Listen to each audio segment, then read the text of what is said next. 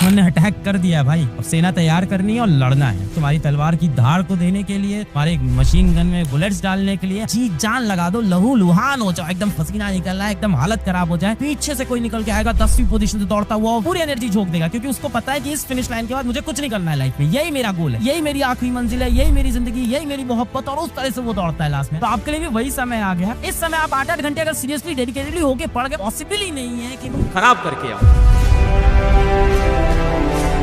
बेटा बिना समय गवाए सबसे पहला जो सोल्यूशन मैं आज देने आया हूँ, जिन बच्चों की तैयारी बहुत कमजोर है वो भी अभी बहुत अच्छा स्कोर कर सकते हैं। जरूरत है एक सही मास्टर प्लान की। All you require is a good master plan। कई लोग को लग रहा होगा यार यहाँ से तैयारी होना इम्पॉसिबल। एक तो मैं सिंपल तुमको सबसे पहली सजेशन यहाँ पे ये दूंगा कि आप पढ़ाई स्टार्ट कर दो, अगर अभी तक स्टार्ट नहीं की है। इसके बाद आप लोग का कहना होता है सर आज एक वीडियो देखते हैं, उसके बाद 3 दिन पड़े हुए हैं कि यार एक दिन बहुत पढ़ाई की थी, 3 दिन आराम से रिलैक्स करेंगे। या कई बार ऐसा भी होता है कि पूरी तरह से हार्ड वर्क कर रहे हैं, आज फिजिक्स का एक चैप्टर किया, कल केमिस्ट्री का, फिर अगले दिन फिजिक्स केमिस्ट्री, और 6 दिन बाद देखा भी कुछ हुआ ही नहीं यार, पुरानी चीजें भी मैं भूल गया। अच्छा PYQ भी लगाना था, किसी ने आज अचानक से आके बताया, या प्रीवियस ईयर क्वेश्चन भी लगा लेना, अच्छा PYQ भी लगाना था। फिर भैया इंटरनेट पे ढूंढा, लास्ट 5 ईयर के PYQ खोले, इलेक्ट्रोस्टैट्स के PYQ लगा रहे थे, फिर पता चला केमिस्ट्री में इनऑर्गेनिक पूरा खाली पड़ा है। तो what you lack is a proper structure, is a proper plan. और आज मैं आपको वही प्लान, वही स्ट्रक्चर देने आया हूँ। वो स्ट्रक्चर मैं आपको 2 तरह से दूंगा, मेरी बात ध्यान से सुनना। हम बच्चों से कनेक्टेड है, हमें पता है, तुम सब यही सोच रहे हो कि यार पढ़ाई में गरीब, जैसे मैं होता था एग्जाम के पहले, तो अभी आप पढ़ाई में बहुत गरीब बैठे होगे, तैयारी बहुत खराब होगी। पढ़ लो, अब तो टाइम बाकी है, 16-16 घंटे 12-12 घंटे पढ़ लो। But what you lack is a master plan. I am here to give you master plan. तो यार जिनकी तैयारी बहुत अच्छी चल रही है वो तो यार बैठ के अपनी तैयारी करो, और जो मैं प्लान बताने वाला हूँ अगर वो भी आप तक सुन रहे हो तो बिल्कुल सुन लो। पर जिनकी बिल्कुल तैयारी नहीं हो रखी है, जिनकी बहुत कम तैयारी हो रखी है, I am giving you a master plan to crack this year. सीधा भाई, तुम्हारे पास 2 ऑप्शन है इस टाइम। जंग सामने आ गई, लड़ाई की तैयारी करो, या तुम अपने इमेजिनरी वर्ल्ड में जियो। तुम कर चुके हो सब पहले भी, पिछले तुम्हारे सीनियर्स भी कर चुके हैं, कुछ नहीं होना है, इसको एक्सेप्ट करो और अब लड़ाई की तैयारी करो। अभी डर के पीछे भागने का समय नहीं है, सामने जंग आ गई, अब तुम बोल रहे हो नहीं यार सर डर लग रहा है, हम जा रहे हैं सर, ऐसा करो दुश्मन तुम अगले महीने आ जाना है, अभी हम तैयार नहीं है, खाना खा रहे थे, हम कपड़ा नहीं पहने, ऐसे नहीं चलेगा। दुश्मन ने अटैक कर दिया है भाई, अब सेना तैयार करनी है और लड़ना है। और उस सेना को तैयार करने के लिए, तुम्हारी तलवार की धार को देने के लिए, तुम्हारे धनुष बाण को तेज करने के लिए, तुम्हारी मशीन गन में बुलेट्स डालने के लिए हम लोग तुम्हारे साथ खड़े हैं। द ओनली थिंग इज कि अगर आप जो बोलते हो कि यहाँ से 1 महीना और मिलता, तो समझना आपको ये है कि ये